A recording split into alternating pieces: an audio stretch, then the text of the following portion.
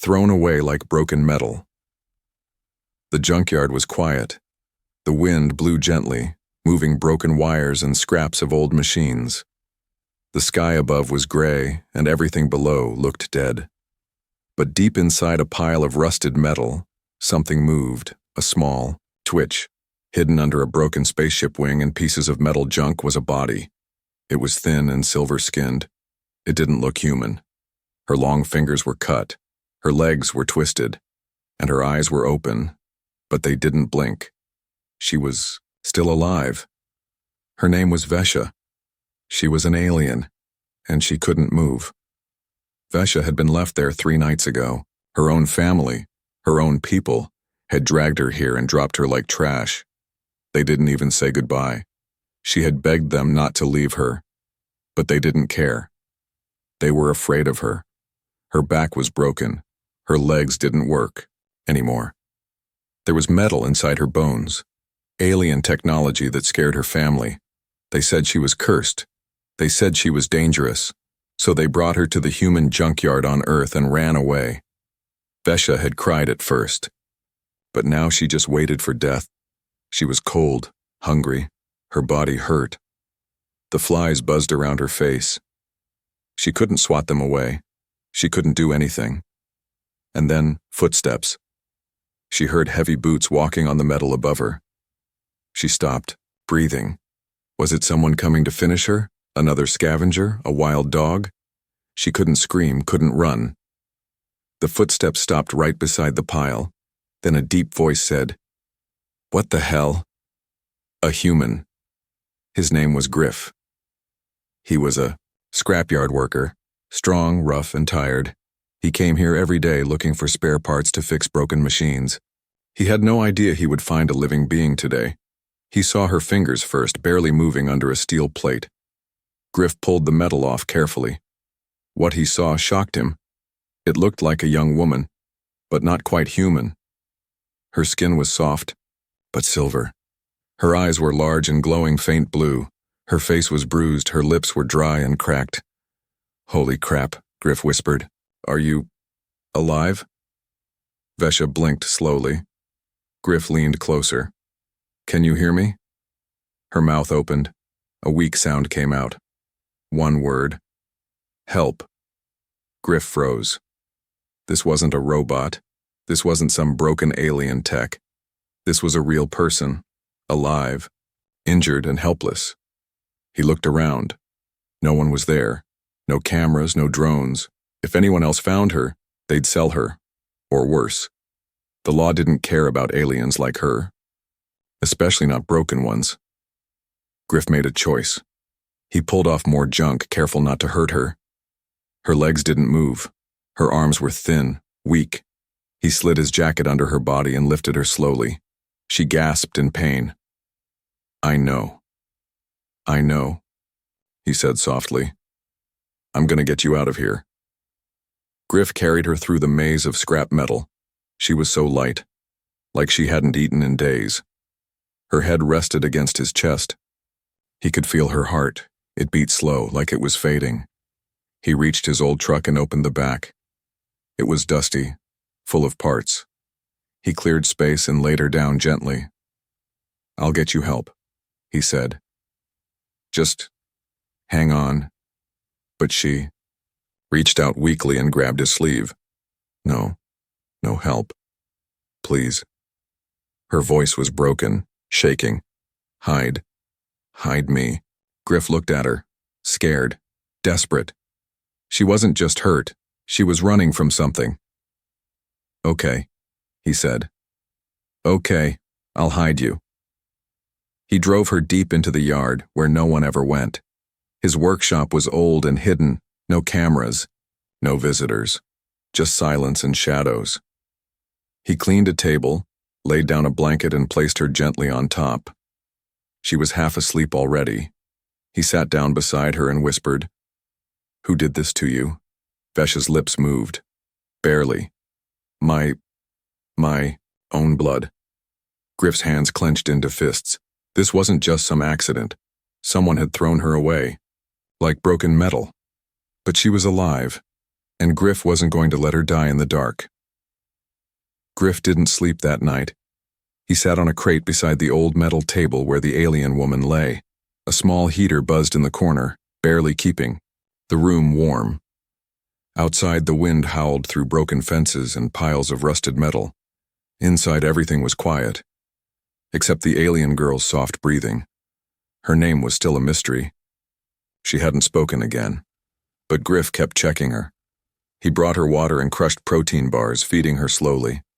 She could barely swallow, but she tried. Her eyes stayed half open. She watched him, silent, tired. Griff had seen a lot of strange things in this junkyard. Old alien ships, weapons, robots, even alien bones once. But never a living, breathing creature like her, especially not one left behind like trash. She didn't belong here. And now, she was his responsibility. He grabbed a screwdriver and knelt beside her again. There was something odd along her spine. Shiny metal fused into her skin. He hadn't noticed it clearly in the dark, but now he could see it. Thin wires ran from the base of her neck to her lower back. Tiny ports glowed faint blue. Some kind of tech was inside her. Was she part machine? He didn't want to hurt her, but curiosity got the better of him. He took a small light and looked closer. A few panels on her lower back looked like they had been opened before forcefully. Something had been taken out or maybe inserted. As he leaned in, one of the wires sparked lightly. The glow on her back flickered, her hand twitched, then her voice, weak, shaky, spoke again. "Stop, hurts." Griff jumped back. Sorry, she blinked slowly. Her eyes locked onto his face. For the first time, she spoke more clearly. "They wanted to turn me off." Griff sat down, stunned. "Turn you off? What do you mean?" She coughed softly. "I was born different. Metal grew inside me. They thought I was a machine, but I'm not." He leaned closer. "So you're not a robot?" "No." Her voice trembled. "I feel everything. I bleed. I cry. But to them, I was just a broken project. So they left me, tossed me out." Griff felt his chest tighten. He had always thought the galaxy was cruel. But this was worse than cruel, it was heartless. "What's your name?" he asked gently. She closed her eyes. "Vesha." "Okay, Vesha. My name's Griff. You're safe now? No one's going to hurt you again." She opened her eyes slowly. "Why are you helping me?" Griff smiled softly. "Because no one should be thrown away like scrap, not even if they're made of metal." Vesha stared at him for a long moment. Then, slowly, she gave a tiny nod. Later that day, Griff tried to scan the tech inside her using an old alien scanner he had found months ago. It flickered to life and buzzed over her body. The results shocked him. Her body wasn't just fused with tech, it was powered by it. There was a small reactor inside her chest, tiny, silent, but still active. It was alien tech beyond anything humans had. It seemed to regulate her nervous system, possibly keeping her alive despite the damage, but it was unstable, damaged, dangerous. "She's not just part machine," Griff whispered. "She's carrying something powerful." Suddenly, the scanner gave a loud beep and the display turned red. "Warning, foreign tracking beacon detected." Griff's heart stopped. "No." He looked at Vesha. She had fallen asleep again, breathing slowly. But now he realized something terrifying. Someone could be tracking her. That night, Griff covered the windows of his workshop. He used blackout sheets, welded panels, and shut down all outside power lines. He even turned off his comm device and radio. No signals in, no signals out. He didn't sleep. He sat with his shotgun beside the door and kept an eye on Vesha. Every hour, he checked the beacon signal on the scanner. It was still faint, but it was there. A pulse, a signal. Someone was listening. In the silence, Vesha opened her eyes again. Didn't know, she said softly. I thought they removed it. Griff shook his head. They didn't. And now someone might come looking. I'm sorry, she whispered. He reached over and gently held her hand. Don't be. I'm not scared of them. Her fingers squeezed his weakly. No one ever touched me like this, she said. Like I was real. Griff didn't answer. He just looked at her with a quiet strength. Then he stood up and said, If they're coming for you, they'll have to go through me first. The morning came with heavy clouds. Rain dripped through the holes in the scrapyard roof. Griff stood beside the work table, eyes locked on the scanner. The red warning light blinked again, tracking beacon still active. Griff grunted. Who the hell put this in you? Vesha lay quietly, her silver skin shining in the dim light. Her breathing was slow but steady now. She watched him with calm, tired eyes. But something had changed. Since last night, she wasn't just weak and broken anymore. She was remembering. There's something inside me, she said softly. Griff turned to her. You mean the beacon? She shook her head. No. Deeper. A memory. A code. I was part of a project. They told me I was sick, defective, but I wasn't. She looked at the ceiling, her voice turning cold. They were afraid. Griff crossed his arms. Afraid of what? Vesha blinked slowly. Afraid of what I could become. Griff didn't know much about alien science, but he knew tech. He had once rebuilt an entire cargo drone using only junk parts. And now he wanted to understand what was hidden in Vesha. He gently helped her sit up, propping her with pillows. I need to see under the panel in your back just for a moment. If I can disconnect the beacon, they won't find you. Vesha didn't answer at first. Then she nodded slowly. Griff took a small tool and carefully opened a silver port near her spine. A tiny hatch lifted, revealing wires glowing with faint blue light. But something deeper inside shimmered, something strange. It looked like glass. But inside it was movement. Lights shifting like waves, not machine, not metal. Data. I think this is a neural capsule, Griff whispered, like a memory core. But organic. Vesha flinched. Please, don't touch it. I won't, he said gently. I'll just disconnect the beacon. He traced the red wire leading to the edge. He found a tiny chip, glowing red, pulsing, every 5 seconds. Ping. He held his breath and carefully sliced the wire. Silence. The scanner beeped. The red light disappeared. Beacon offline, Griff said. You're safe now.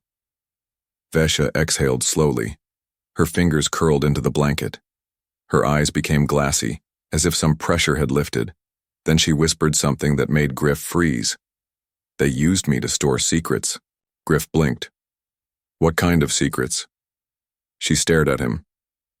Weapon plans, political files, information stolen from humans, and other species. I was their vault. But then, I started remembering the files, dreaming about them. That's when they decided to erase me. Griff backed away, shocked. You were a living hard drive? I still am, she said softly. But now, the files are waking up inside me. That night, Vesha began shaking in her sleep. Griff rushed to her side. Her body twitched, her eyes rolled back. Her mouth moved fast, whispering alien words he didn't understand. Suddenly, her eyes snapped open. I saw them, she said. Griff stared at her. Who? Soldiers. From my planet. They're looking for me. Not to save me, but to finish the job. Griff picked up his shotgun. Let them come. Vesha looked at him, her voice shaking. You don't understand. They'll burn everything. To dust. They'll scan every living thing and erase it if they think I spoke. Griff clenched his jaw. Then we fight smart. Not with guns. With brains. She blinked. How? Griff went to his shelf and pulled out an old human data reader. You said you have information, right? We copy it, back it up, use it as protection.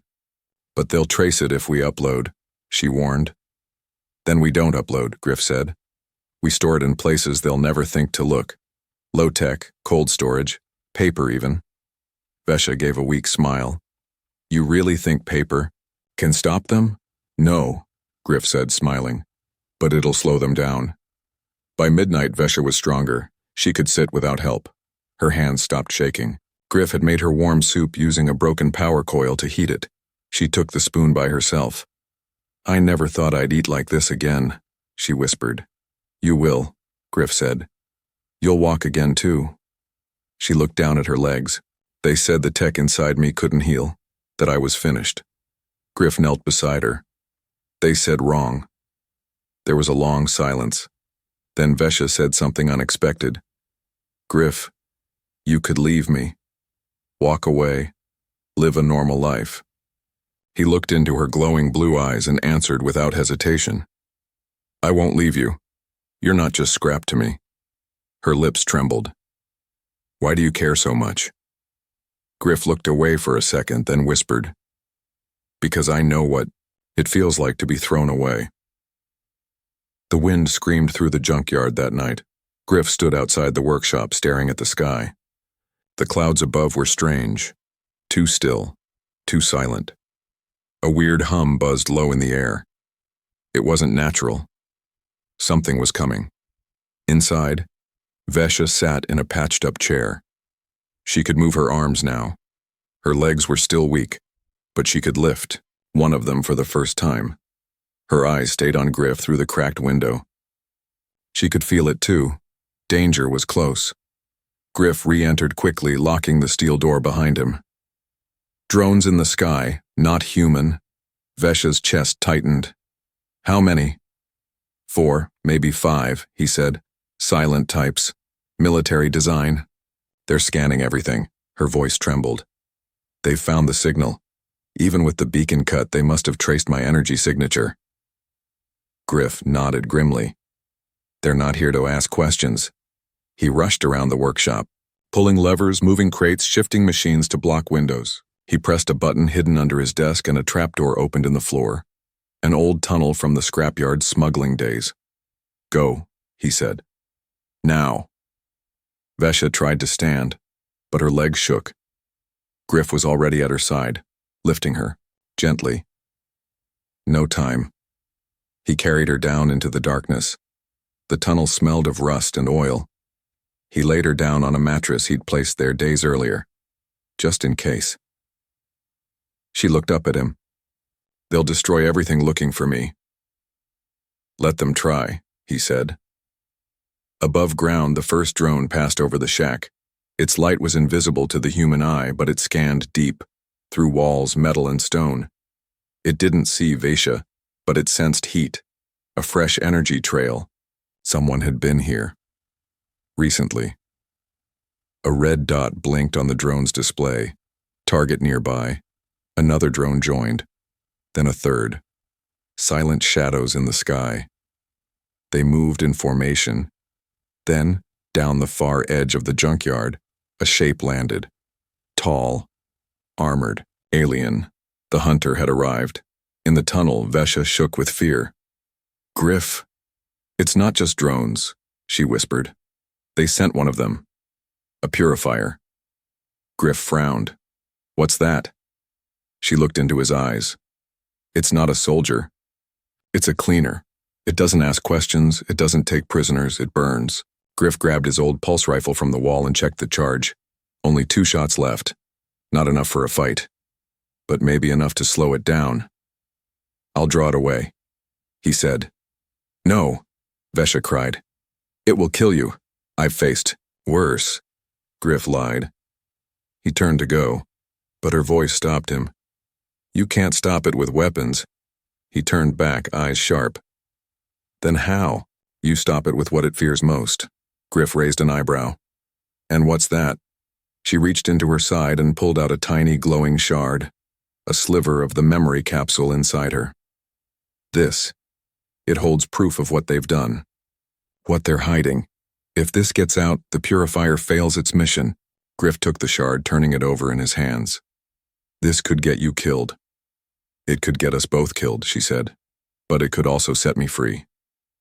He stared at her, then nodded. All right, let's give them something to fear. Outside, the purifier stomped forward. It moved between piles of scrap, its sensors glowing red.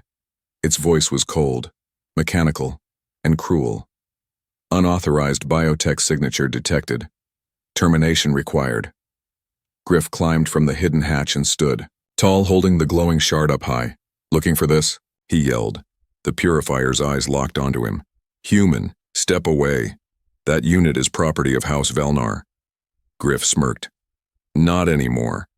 The purifier raised its arm. A plasma weapon unfolded from its wrist. You have 5 seconds to comply. Griff didn't move. She's not yours, she's not a thing, she's a person. 4. She remembers everything. 3. She remembers the secrets, the files, the crimes. 2. If you kill me, this shard goes public. The purifier paused. Griff's thumb hovered over a small transmitter button. I've got satellites, backups. You take one shot and the whole galaxy sees the truth. It wasn't true. He had no satellite. No backup. But the purifier didn't know that. It froze. Scanning. Griff held his breath. Then, the purifier stepped back. Threat. Acknowledged, it said. The drones above stopped. The purifier turned away. It activated a cloaking field and vanished into the shadows. Griff waited until the skies were clear. Then he ran back to the tunnel. She's gone? Vesha asked. For now, he said. She looked weak, but smiled. You bluffed? I had to. You could have died, but I didn't, he said, smiling. She reached for his hand. They'll be back. Griff nodded. Let them come. And deep below the junkyard, surrounded by metal and darkness, a broken alien woman began to heal, not just in body, but in spirit. The sky turned red at dawn. Smoke rose from the edge of the scrapyard and the ground was hot beneath Griff's boots. He stood outside the tunnel, watching flames flicker in the distance. Something was burning. Maybe an old section of the yard. Maybe something worse. Vesha sat inside the hidden room below, her eyes fixed on the ceiling. She could smell it too. Metal. Fire. Ash. They didn't leave, she said quietly. They're testing you. They want to see how far you'll go. Griff wiped sweat from his forehead. They'll learn. He returned to her side and knelt beside her. You feeling stronger? A little, she whispered. I can move my legs now. A bit. Griff smiled. Good, then we keep going. He placed a small circuit chip on the floor. It glowed faint blue, the same energy that pulsed inside Vesha's spine. What is that? She asked. I found it last night, he said. Under one of the panels. You showed me. It looks like part of your power system, but twisted. She blinked. Tampered? Maybe. Broken on purpose. Like someone wanted you to fail? Vesha's hands clenched. They made sure I couldn't walk, couldn't fight, couldn't remember. But they failed, Griff said firmly. You're still here.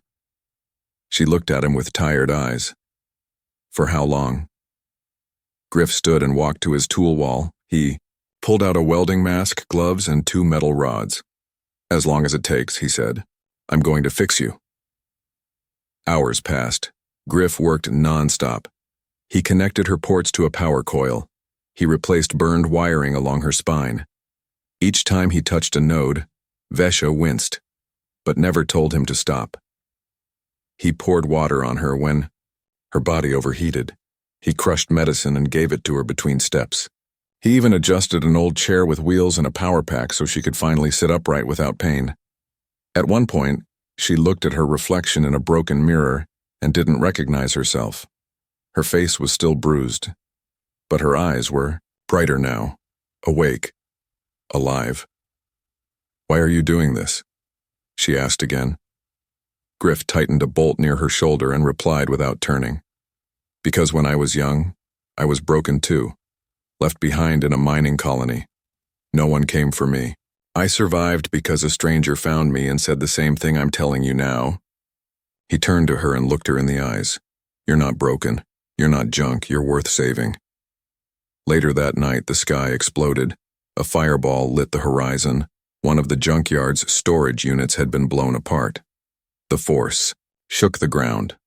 Griff ran outside and saw flames shooting high into the air and through the rising smoke.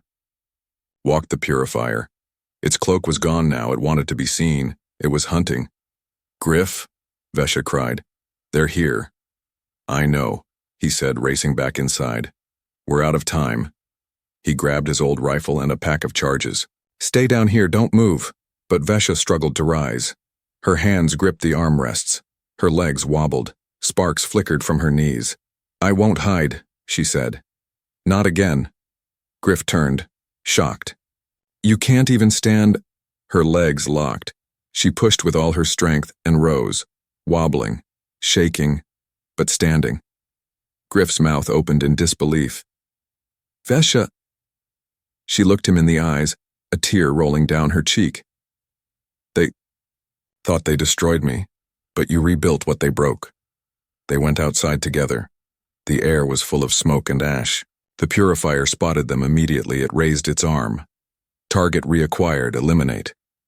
Vesha stepped forward, holding the glowing shard. You failed. The purifier hesitated. I have backup now, she said. A witness, a protector, a human who risked everything for me. Griff aimed his rifle. She's not alone. Unauthorized resistance, the purifier growled. Engage. It fired. Griff rolled to the side, pulling Vesha down behind a pile of scrap. The blast hit, the ground behind them sending dirt flying. You okay? He asked. She nodded. Yes. Griff handed her a shock grenade. Can you throw? I'll try. She rose again, stronger this time. She stood tall, silver skin glowing in the firelight. Then she threw. The grenade flew through the air and struck the purifier's chest. Boom! A wave of electric light burst. Around it, frying its sensors. It staggered. Griff fired his rifle, hitting the weak spots. Sparks flew. Metal cracked. Vesha ran. Not away, but toward the purifier. She screamed as she drove her own shoulder into its chest, using the last of her strength. The purifier fell, and this time it stayed down. Smoke filled the air. The fire burned low now. And in the middle of the wreckage, Vesha collapsed. Griff caught her in his arms. You did it, he whispered. She smiled weakly. No, we did. He held her close as the stars began to shine overhead, and the junkyard, once silent and broken, felt full of life. The junkyard was quiet again. Smoke still curled from burnt piles of scrap, and the ground was black with ash. But the sky was clear now. The purifier was gone. Its broken body left behind as proof. Vesha had stood, fought, and survived. Now she slept in Griff's workshop, her head resting on a soft cloth, her body wrapped in clean blankets. The silver glow of her skin was calm. For the first time since Griff found her, she looked peaceful. He watched her from across the room, rubbing his tired eyes. She had nearly died again, but she didn't give up. Neither did he. The next morning, Griff cleaned the workshop. He swept out the ash, repaired the broken door, checked every wire, every tool, every corner. He set up security, old human tech mixed with alien parts. Nothing fancy, but enough to give them a warning next time.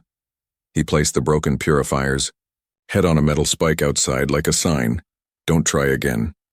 Inside, Vesha woke slowly. Her arms felt lighter, her chest no longer burned. The repairs Griff had made to her systems were holding. She could move now. Walk slowly. Think clearly. She stepped out of the bed and saw Griff kneeling at his bench, working on something. She walked over and stood behind him. You're still fixing things, she said softly. Griff turned, surprised. Then he smiled. You're standing, he said. I walked, she replied, proud. Griff nodded. You'll run soon. She looked down at the object in his hands. What's that? He held it up. A thin ring made from scrap metal and one of her old spine parts. It wasn't perfect, but it glowed softly with blue energy. It's a stabilizer, he explained. Something to support your legs better. I rebuilt it from your old power system. She took it in her hand and stared. You made this for me? You deserve more than just surviving, he said. You deserve to live. Over the next few days, they worked together. Griff taught Vesha how to weld, how to use human tools. She helped him build better generators using parts from her world's broken tech. She was fast, smart, curious, and when she smiled now, it wasn't forced. It was real. One evening, while eating together beside a burning barrel, Vesha stared into the flames. You know, she said, I never had anyone who believed in me before. Griff looked over. Their loss. I was just a tool to them, a storage unit, a failed experiment, she said. You're none of those things, Griff said. You're the strongest person I've ever met. She looked down at her hands. I was afraid I'd stay broken forever. He reached over and gently took her hand. You were never broken, he said. Just unfinished. The next morning, a ship flew over the yard. It wasn't from her people. It was human, a supply freighter. They weren't stopping, but they scanned the area. Griff and Vesha hid under cover until the ship passed. Then they sat in silence. I have to leave someday, she said. Don't I? Griff looked at her. Maybe, but not today. She nodded. I want to go back. Not to them, but to show the galaxy what they did to me. You want justice? I want truth, she whispered. There are others like me, others they used. I was just one vault, one piece. Griff leaned back. Then we show them what happens when you throw away something powerful. That night, Vesha sat alone, looking at the stars. Her spine still glowed faintly. Her legs no longer shook. She felt whole. Griff joined her, holding 2 metal cups. Recycled water and old coffee powder, he joked. She took the cup and smiled. Perfect. They drank in silence for a while. Then Vesha turned to him. Why did you help me, really? Even when you knew I was dangerous? Griff thought for a moment. Because I saw myself in you. Left behind. Misunderstood. But not worthless. She blinked slowly. You saved my life. You gave me a reason to care again. They sat quietly for a long time. Then she whispered, I don't want to go alone when I leave. Griff looked at her. You won't. The next morning they began building something new, a ship. Small, fast, hidden under the junk. Vesha knew how to fly. Griff knew how to build. Together they had the parts. Together they had a mission. She wasn't just a survivor now. She was a messenger, a witness. And Griff, once a tired man in a dead yard, was now something more too. He was her shield, her friend, maybe even her family. The sun rose slowly over the junkyard. Golden light spread across the broken metal, ash, and dust. But in one corner, something new was being built. A small starship, half covered with parts from wrecked alien crafts, half designed by human hands. Griff stood under it, holding a welding torch, sweat on his brow. Sparks flew as he sealed a fuel line. Nearby, Vesha checked the power cells she had recovered from her own broken systems. They were tired. They were close. This ship wasn't just for flying. It was for escaping, for exposing the truth, and for protecting what they had built together. I've uploaded the files, Vesha said, tightening the final bolt. Everything they hid inside me. Names, documents, recordings. It's all stored in this ship's core.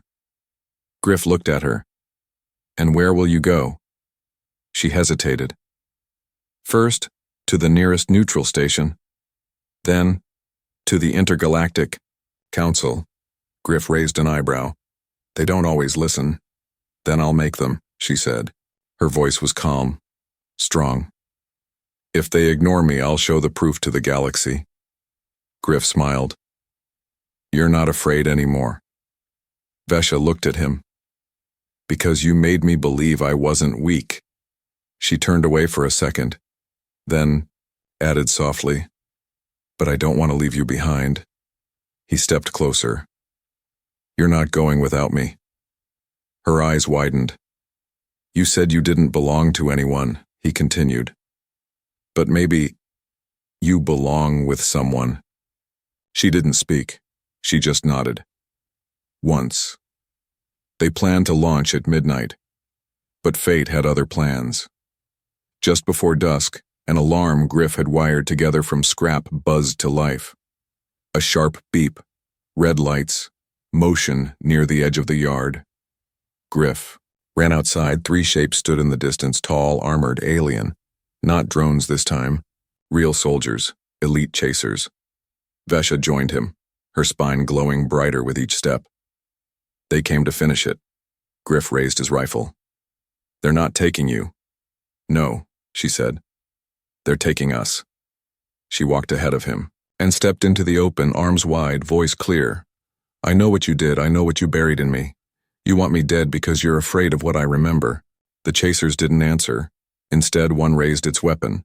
But before it could fire, Griff stepped beside her, aiming straight at the lead soldier. Take one more step and we make your secrets go viral. Vesha added, we uploaded everything. You kill us. Truth still wins. The soldiers paused. One of them stepped forward, slowly. Then we'll burn the truth, it hissed. It fired. Vesha moved faster than Griff had ever seen. Her body surged with energy from the ship's power cell she had connected earlier. A shield burst from her spine, blocking the blast. Then she fired back. From her hand, no gun, came a stream of blue light. A signal weapon. A part of her they'd never meant to activate. She struck the lead soldier down in one hit. The others charged. Griff fought beside her, ducking, firing, throwing traps he'd made from junk tech. A small explosion knocked one chaser back. The other grabbed Griff by the throat. But before it could crush him, Vesha screamed and slammed into it with her shoulder, sparks flying from her back. She punched it with all her strength, and the alien dropped Griff, falling backward into a pile of metal spikes. The fight was over. Griff coughed, looking up at her. You saved me. She helped him to his feet. You saved me first. They dragged the bodies away, hiding them under a pile of dead engines. No more delays. They boarded the ship. Griff sat in the co-pilot seat. Vesha took the controls. Her fingers moved quickly, confidently. The ship's core glowed blue. Are you ready? She asked. Griff looked at the stars. Yeah, I think I finally am. The ship lifted off. Dust blew across the junkyard. The old world fell away below them. As they broke through the atmosphere, Vesha looked over and whispered, Do you ever wonder what you were built for? Griff nodded. All the time. And now? He smiled. Now I know. She took his hand and held it tight. Far above the world that tried to throw her away, a once paralyzed alien woman soared through the stars with the one man who saw her worth. She was no longer alone, no longer silent, no longer broken. And this time, she chose to fight, not for revenge, not for hate, but for the human who rebuilt her heart.